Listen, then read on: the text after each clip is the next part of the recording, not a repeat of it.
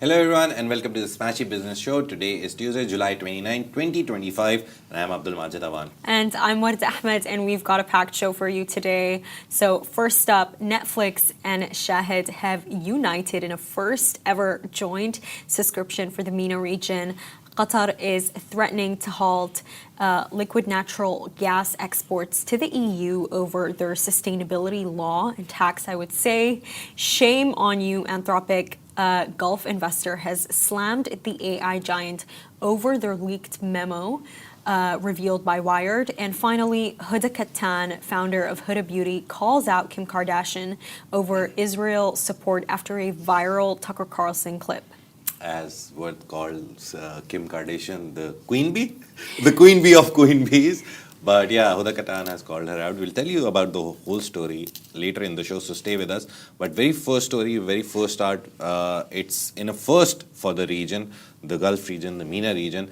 Netflix and NBC Group's Shahid have partnered to launch a joint subscription offering for viewers in the Middle East and North Africa. The bundle brings together both major streaming platforms and will be available now via NBC Now, actually, initially launching in Saudi Arabia before expanding across the wider region. So this joint offer is designed to combine Netflix's global library with Shahid's popular Arabic and regional content alongside access to NBC's linear TV channels. So it gives subscribers more value and variety, especially those looking for both Western and Arabic programming in a single package. And this marks Netflix's first ever bundling partnership in the MENA region, and it signals a growing trend of global and regional players working together to capture larger audiences.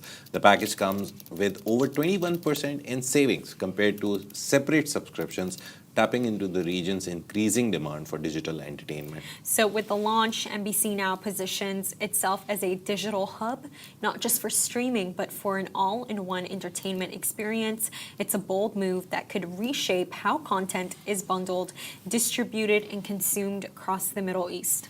And after its initial rollout in Saudi Arabia, the joint subscription is expected to expand across the GCC and broader MENA region later this year. Dubai, UAE peeps, don't worry, it's coming most probably soon. And as platforms compete for screen time, this partnership may become a model for future collaborations in the global streaming space. And it's very important for these two to come together because, again, you save 21%. So if you're paying 100 riyals in Saudi Arabia, you're getting it, both of them, for now, how many, 79? So it's a good deal. I would take it. I would buy it. NBC, I've heard they have great shows. Again, Shahid is very Arabic, so I always have a problem with subtitles.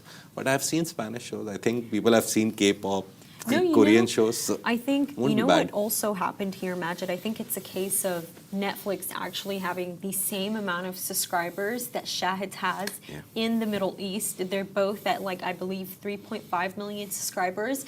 And it's Netflix realizing that this is a region that wants to hear their own voice, that wants to see their own people. And there is only so much budget that they can put into developing shows for the people in this region. I feel like the one show that probably stood out the most was Rawabi School for Girls, but I'm pretty sure they even canceled it. So I think that them collaborating with Shahid, it's so important because they're realizing, you know what, we can't beat them. Let's just work with them. Best idea, right? Exactly. It's a win-win let's situation. Get something out of this. Yeah. And just to give you guys more context about NBC, 60%, about 60% of the NBC is owned by the Saudi government, and the other 40% is owned by the founder, Al-Walid Al-Ibrahimi. So this entire joint venture, it's not just a success for Shahid, for NBC, but it's a success for Saudi Arabia. Yeah. And we recently did, I think their financials came out. I remember, I think it was yearly financials or the first quarter financials. But Shahid is still in loss. But the report said that they've halved their losses. So if they were losing 100 million, now they're losing 50 million. This is just for reference. I'm not saying they're losing that much. But there is some millions in losses right now. But the CEO of Shahid, I remember in the report, he said that we are trying to make it profitable this year or at least by next year. So I think these things work. These partnerships work. Yeah. And Netflix is not a small name. Netflix is a big name. I think they have the majority market as anyone else. Like ChatGPT has the majority market. They do, Netflix has the majority but market. I'm reading something right now, and Yeah. it's basically saying that there are issues that they have limited Arabic language content. So they Yeah. only have 1% for Egypt and 4% for Saudi Arabia. That's a What for a little less, population yeah. where most of the people only speak Arabic? I mean, you cannot exist with them. And I think Saudi is the better market to start this because Saudis, I've realized they're more Arabic speaking. They prefer more Arabic shows, more Arabic everything. That is why we see so many Arabic movies coming out of Saudi Arabia as well when the cinema ban was removed and more movies came out. I have to see a lot of movies. I've heard so many names that I have to, there's this one which broke all records, The Night Watchman or something. I've heard it's a great movie. I will watch 4 or 5 movies of the Saudi cinema, the local cinema. But yeah, in UAE, I think because of the diversity that we have, like 80-85% expats, I think English becomes a medium of communication, and then English is mainly a part of your daily life. But in Saudi Arabia, Arabic plays a big role. So I think this in Saudi right now works a lot Yeah. for Netflix also because recently I started watching some Turkish drama. I was home alone What's for it 2 called? weeks. There's a lot. I don't even remember their Turkish names. I have a habit of There's watching Min- everything in their real language and then with subtitles. So I'm the other kind of the person. If I see a Spanish show, I'll see it in Spanish. So they're speaking in Spanish. I'll see the English There's subtitles. Midnight at the Pear Palace in Netflix. That one is great. Yeah, but I think Turkish dramas have more space on Netflix and Arabic have less. So I think Turkish dramas, I think nearly 8-10 years ago, I remember a lot of dramas came out and they made it into the international market. There was, what was that long series which had like 50-60 episodes per something, Usman Bey or something? Oh my God, I know exactly Yeah, what you're right? talking about. That show like No, was... it's called Osman. It's I believe, yeah, I oh, believe that's nice. exactly what it's called. So yeah, a lot of Turkish dramas came and all these things happened. Their actors became very famous globally. Recently, yeah, I was watching one of the movies, also a Turkish movie. It had a nice plot, was 1 hour, like 10 minutes. I was like, why not short watch? I just Googled their celebrities. 18 million, 20 million, 35 million followers. And it's not even like one gender, it's both genders. I was like, they're so famous.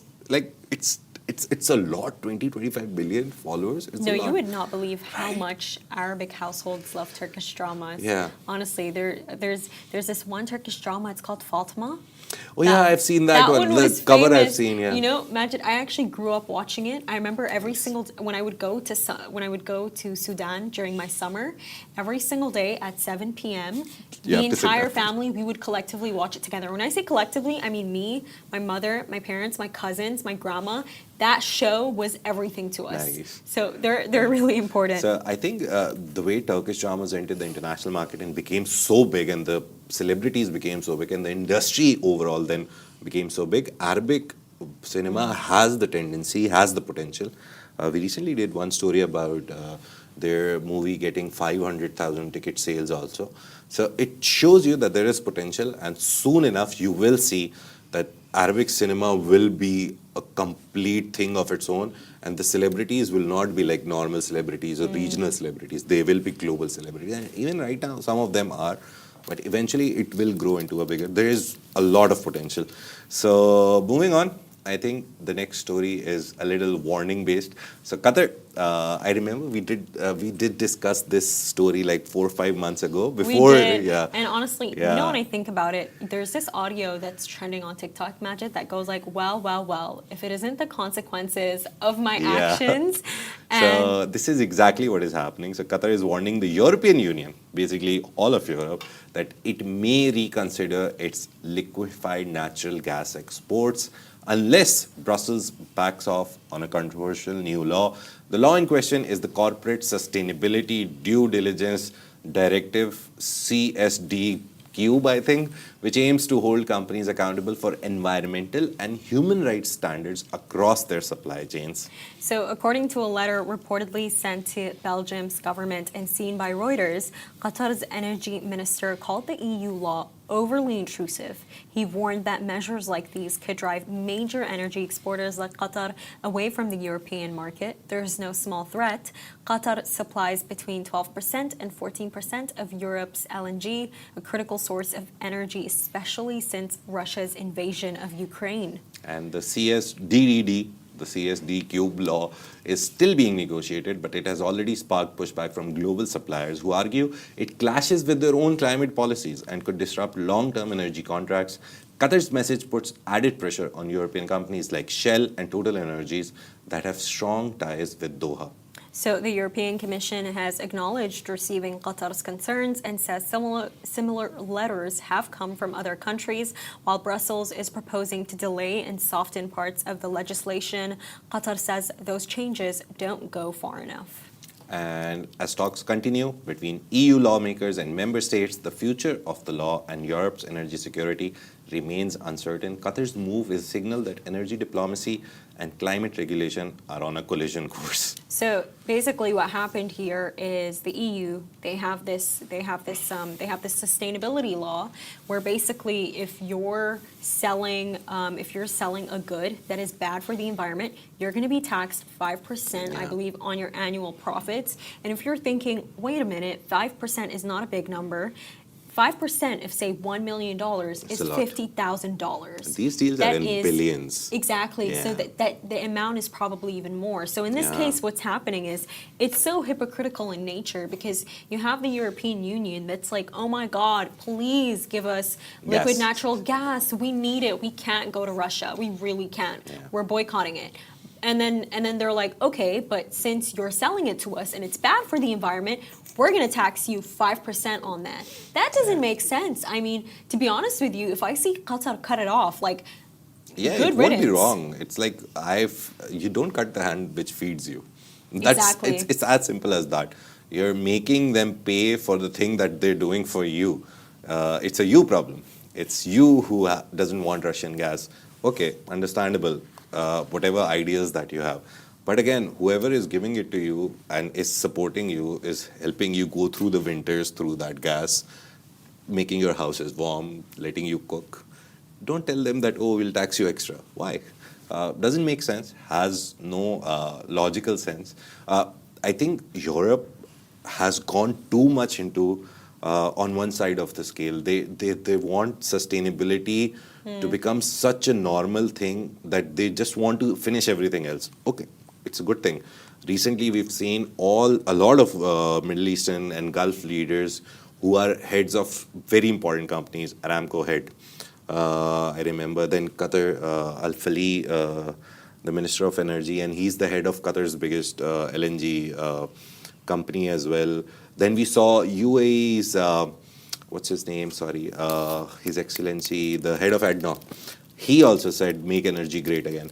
All of these people who sit on the top of this energy-rich region on companies which deal with energy, they've all said that it's impossible to just move away completely from oil, gas, coal, whatever conventional fossil fuel-based energies we have. They're very clear in this that you have to move hand in hand. Sustainability, UAE is doing whatever they can. They've built like 1/3 or 2/3 of the biggest solar plant in the world, the Mohammed bin Rashid Solar Park. I remember, if I am naming it wrong, please don't say anything. But I think it's MBR Solar Park. They've built 2/3 of it. I think 1 or 2 parts are left. It's the biggest in the world. We celebrated 2 years of sustainability, not 1, 2 years of sustainability. And through that period, I remember a very good example to give. There was this Tetra Pak Chief Sustainability Officer. He came to our show. I remember he gave a very small example of how before the UAE's focus on sustainability, if you would dump like 1 ton of, scrap, I think, if the overall term can be said, if you dump 1 ton of scrap in some area for a ground burial, it was usually like 200, 300 dirhams per ton. Now it's like 1,000, 1,200. That's what he said. And he said that they have increased the price so people start reducing their waste. And he said people actually did, the companies actually did. They looked at their whole supply chain operation. They were like, we can reduce waste from here, waste from here. Yeah. So these countries are not just taking out oil and selling it to you and making the environment bad. They are covering it up through other initiatives. And you have to realize that whatever they're getting, you're eventually buying it. You know Stop what, buying. Either stop buying. Yeah. Be like, no, the next story is also about this, it's very ironic that people want the money, and then the Anthropic CEO story. And this is the same. If you have a problem, don't take the money. If you have a problem, don't buy the gas. Right? I think it's just a way to make their egos feel better. But I think with sustainability, the best kind of progress, I feel, is slow progress in this case, because it is very difficult to grow out of a resource like fossil fuels that you've been using for the longest time ever. But the Gulf nations have particularly done this very smart thing of setting net zero goals, hopefully, by 2030 or beyond 2030. And I think they're doing it in a sustainable, but a realistic way that can actually happen. Whereas in the West, you know, we've seen the Paris Agreement. It's like all these countries, they found loopholes. You know, like, what do you mean you can get carbon credit just because you made an investment that is good for the environment? It's I think that it's really interesting. But just to move on to the next topic. Shena Parveen is saying hi back. I think we should reply to comments so people keep engaging. Yeah, hi Shena Parveen. And so basically a major AI controversy is erupting. It's been erupting for a while after a leaked internal memo from Anthropic revealed a dramatic shift in its stance toward Gulf investors. Basically, the memo, reportedly written by CEO Dario Amodi, suggested the company is now open to accepting funding from Middle Eastern countries. That's great, but the issue here is that they've previously rejected this money on ethical grounds, and just hear what he has to say. And the backlash was swift, obviously. Badr Hamid Al-Ojan, a board member at Channels by STC, which is a Saudi telecom company, he publicly condemned Anthropic and its leadership. In a strongly worded LinkedIn post, Al-Ojan criticized Amade for referring to Gulf nations as dictators while still seeking their investments. Again, the same story with Qatar and EU. He called the hypocrisy deeply disappointing and pledged to delete the company's Cloud AI app from his phone. And so Anthropic had long positioned itself as a leader in ethical AI, even walking away from funding opportunities due to moral concerns. But the memo now admits that upholding such ideals is nearly impossible when competing for $3 billion to $5 billion in capital, a move many are calling a betrayal of the company's values. And the leaked comments have sparked a wave of criticism in the Gulf. There's so many LinkedIn posts, so many Instagram. Social media is full of people just telling him that you should have read your message before you sent it. And governments and sovereign wealth funds are investing heavily in AI innovation in the Gulf. We all know that. And now I think he has realized that, oh, I missed out on the money that everyone is getting. The episode risks damaging Anthropic's relationships in the region. I don't think it risks it. It's already damaged it, which it now seems to view as a critical funding source. So as Anthropic tries to stay competitive in the global AI race, the question is no longer just about performance, but integrity, which a lot of Arab leaders are questioning. Yeah. I think what kills me the most about this entire story, and it's so hilarious, is you have Terjema's CEO and founder. It's an AI translating company. They recently read a very successful round. We covered it on Smashy. But their founder, you know what she did, Majid? I follow her on LinkedIn, so that's why I could see her comment. She was like, and this is exactly why people should instead use our LLM models instead of theirs. Support local. Because we do not stand for business like this. And I'm like, girl, you know what? Market yourself. I'm proud of you. Market yourself. This is great work. But I think in his case, like, just to reiterate what he said, he basically said that unfortunately you can't go for the principle of we can't work with bad people. So are you hearing what I'm saying? Like, he's calling them bad people, And then he's like, but we will get money from exactly. He said, we're going to get money from them, even though this would likely enrich dictators and authoritarian regimes. I mean, that's completely unacceptable. And like, why would you want to spread that kind of hate speech in your own company? Why are these the kind of messages that you're sending? They're not motivating. Yesterday, I was looking through a lot of LinkedIn posts. So before this statement came out, it was reported by Wired, picked up by everyone else, obviously then. The last thing that he said before this was that nearly 50 to 60% of the workforce in tech, in banking, in schooling even, he said all of them are going to be obsolete in the next year or two, because as AI models keep becoming better, they'll keep going away. And a lot of people came and criticized him for that as well, that it's not possible that you remove all the humanness out of literally everything. The idea of, if you talk about education, the idea of teaching will change, obviously, that now a student can write an essay in 1.5 second, 2 seconds maybe, if it's a longer one. But what? Trust me, Turnitin will detect it. Yeah, it is scary. They don't give you your degree, Majid. Yeah, you but know, again, see, you have to realize that you can't teach them writing now. Creative writing maybe to an extent, but writing at its core, you have a tool which does it for you. If you give it a proper brief, you give it the idea, you tell it to write in a casual way, you tell it to don't use a lot of gibberish, ultra robust language. Robust is his favorite word, I have realized from ChatGPT. But you cannot do a lot of things that in conventional schooling we guys did, right? You can't ask a student to go home, write an essay, because he will 100% use some sort of AI, then reword it around, make it go through 5 different AIs. That's not the problem. The problem is that you will have to change the way you teach. You'll have to make them think more.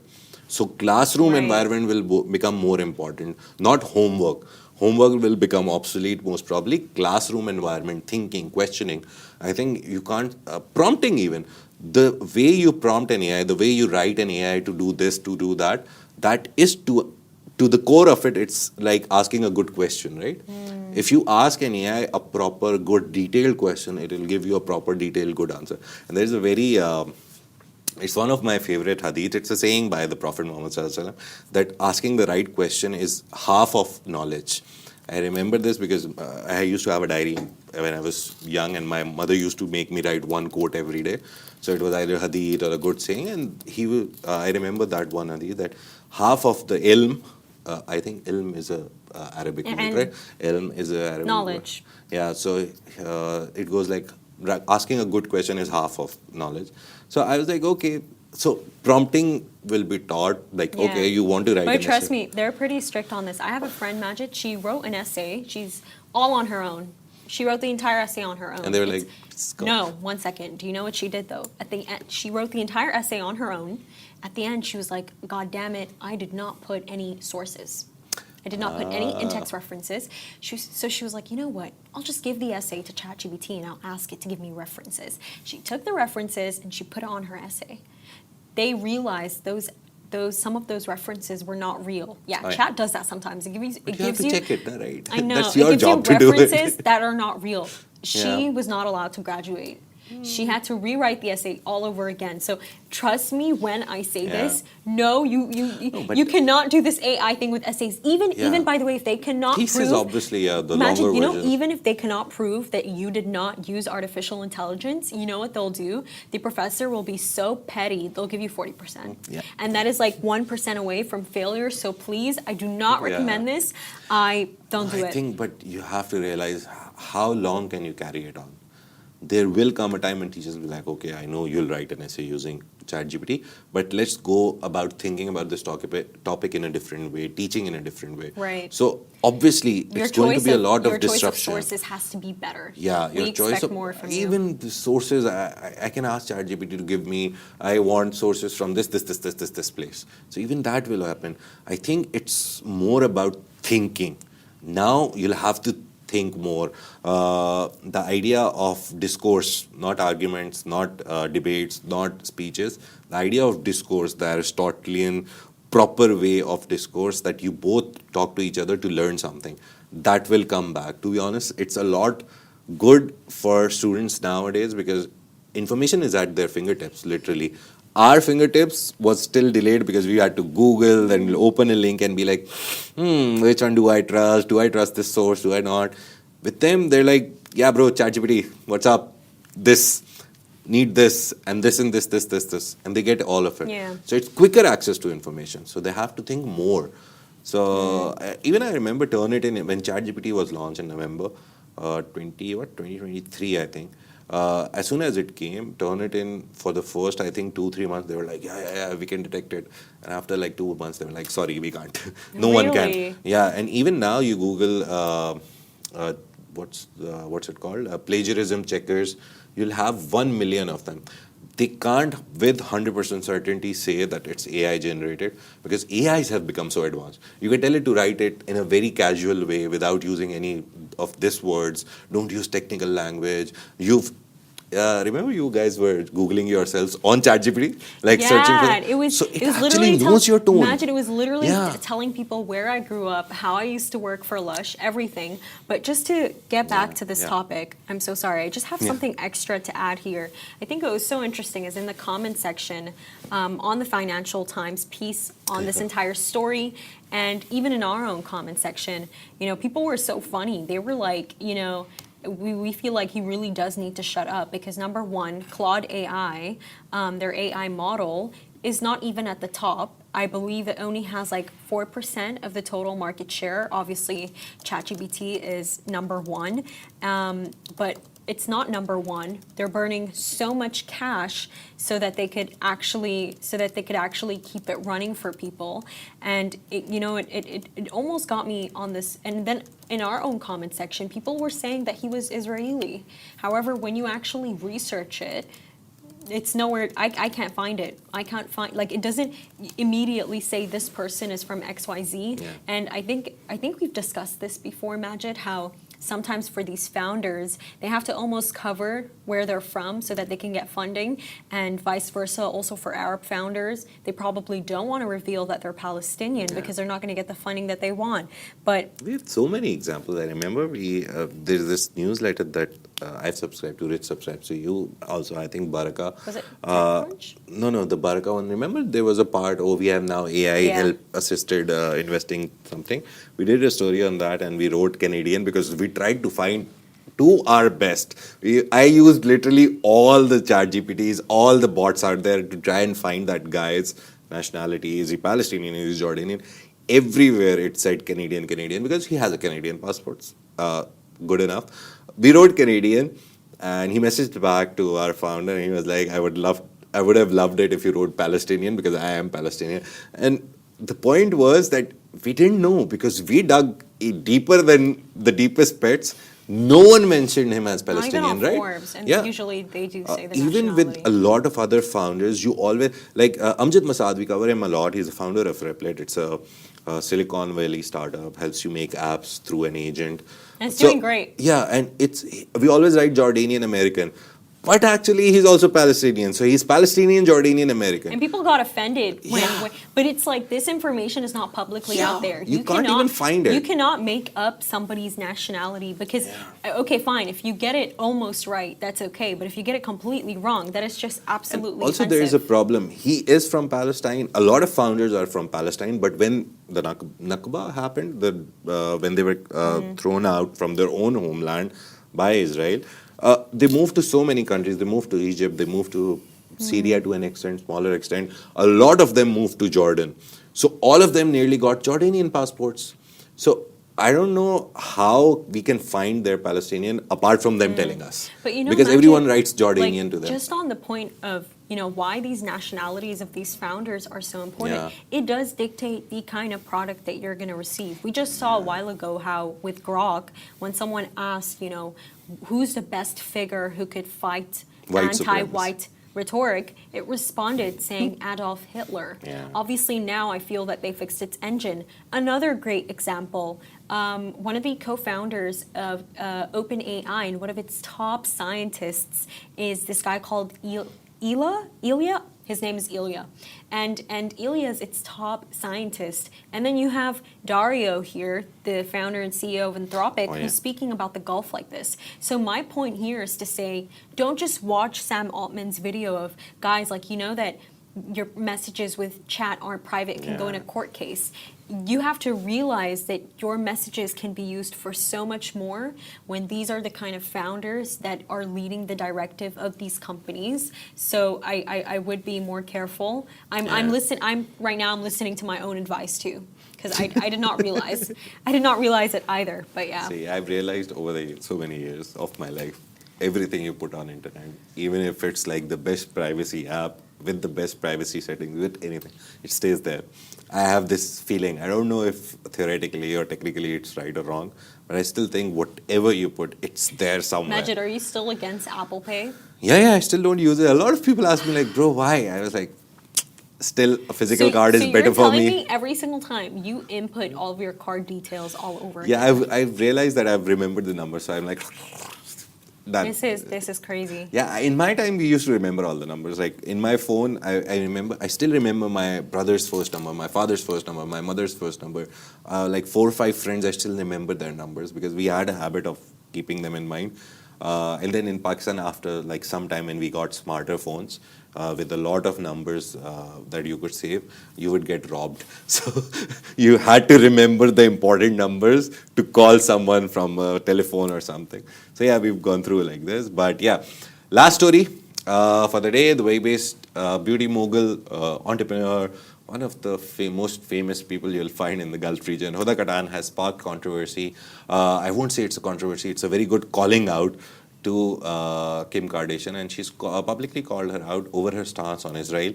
So the Iraqi-American founder of Huda Beauty posted a sharp comment on Instagram reacting to a recent episode of the Tucker Carlson show. I think he's become one of our favorites also, Tucker Carlson, where journalist Anna Kasparian criticized US military support for Israel and highlighted Israel's arms transfer to Azerbaijan used in the ethnic cleansing of Armenians from Nagorno-Karabakh.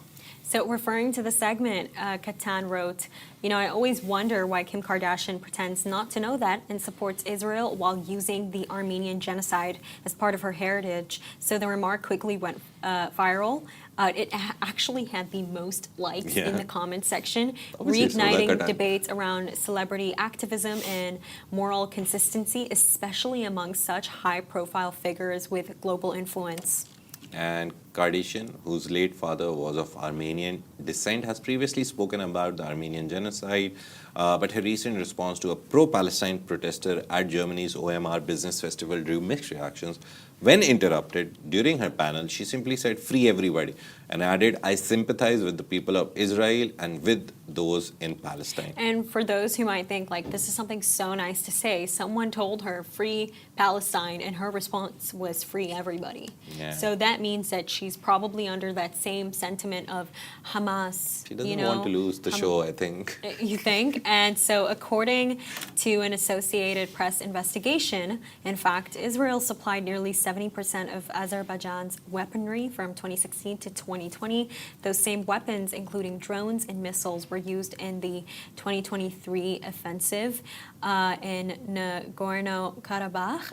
Human rights groups have since called the campaign in a textbook case of ethnic cleansing. As the humanitarian crisis in Gaza continues, the genocide by Israel continues. Huda-Kim's comments have intensified scrutiny of celebrities who voice selective political stances while maintaining business empires.